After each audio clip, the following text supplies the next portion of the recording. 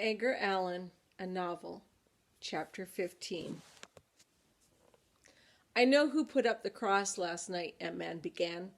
I know, and I'm not going to tell you who did it. Probably some of Snooty's friends or yours, I said. It wasn't either, M-Man said to me, and they were older. She blushed, remembering she wasn't going to tell who did it. I figured it was some of the older guys in her school.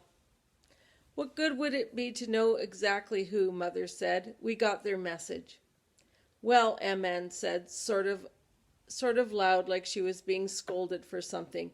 I'm not going to say any more except that I know. And I agree with them.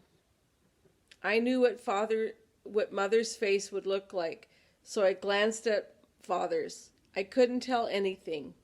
Maybe he hadn't heard. Or maybe I looked too late. He just looked up at M.N. and waited. You can't mean that, M.N., Mother said quietly. Not really. I do mean it. I do, really. Mary Nell answered fast. We're just not the only people who live here, you know.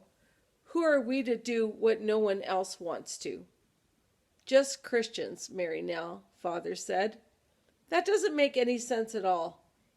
It's what will happen to us, and is what will happen to us and Edgar Allan Christian?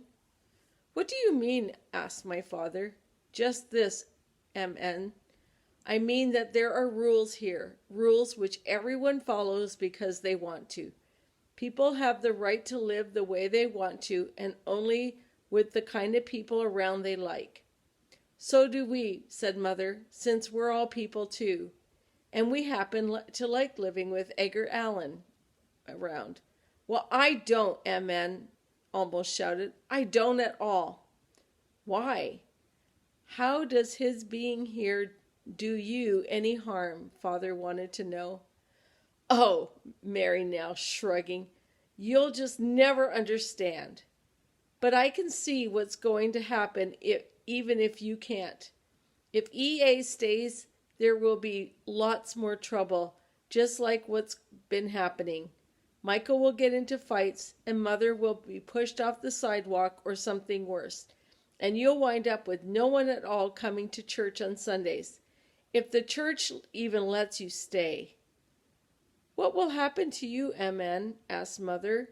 What do you see for yourself? M.N. looked at Mother a minute, and then at Father for almost as long before saying anything. What I can see, she said, is my entire life will be ruined, is all, and yours too. And not only won't I ever speak to you, either of you again, if he stays, but I will never speak to him either.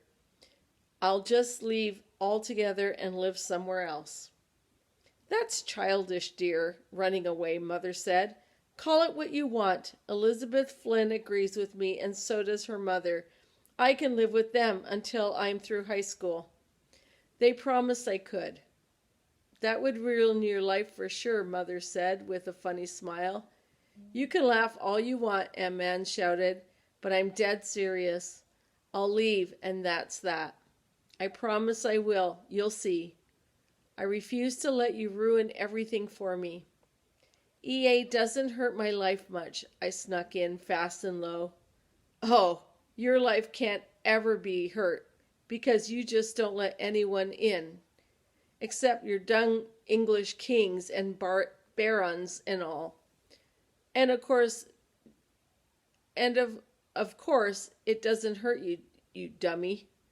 I decided not to answer Mary Nell, at least not right then. But I was mad, and I could feel myself getting red, which made me even redder. It was quiet then for a minute or so. I looked at Father. He was sitting on his chair, looking at M.N. every once in a while. His hand rested on the arms of his rocking chair, palms up, as though he was balancing something I couldn't see. If he was weighing M.N. against EA, he had an easy choice, I thought. I'd take Edgar Allan any time. Mary Nell, father said after thinking a little while.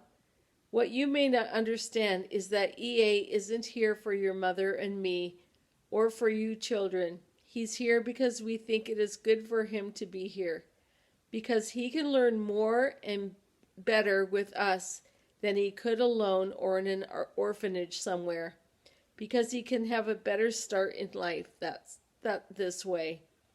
That's just swell for now, Emma said. But when he gets older, what happens then? He won't be white and he can't help being black. What sort of life will he have then? Edgar Allan will never doubt who or what he is, said Mother, sort of strong now. And that's because the town won't let him in. Let him. Is that all? MN said. It's because as he grows up, Mother argued, he will learn about himself and his country and his background. As a slave? MN asked sharply. That's unworthy of you, Mary Nell, Father said. I don't care, she answered. I don't care at all. I'm just warning you what will happen if he stays and telling you how I feel about it. It seems to me that you ought to make some difference. It ought to make some difference to you. After all, I'm your real daughter, not just someone you pitted and took in for silly-sounding reasons. You have to pay attention, I would think. That there's me and Michael and S.A. and Stephen and Mother to think of. Don't worry about me, dear, said Mother. I can stand up by myself. So can I, M.N. cried. But that doesn't change anything. If you keep Edgar Allan here and the town is against it, you're sacrificing 6 lives for one. And that isn't fair to the rest of us. That one isn't really yours.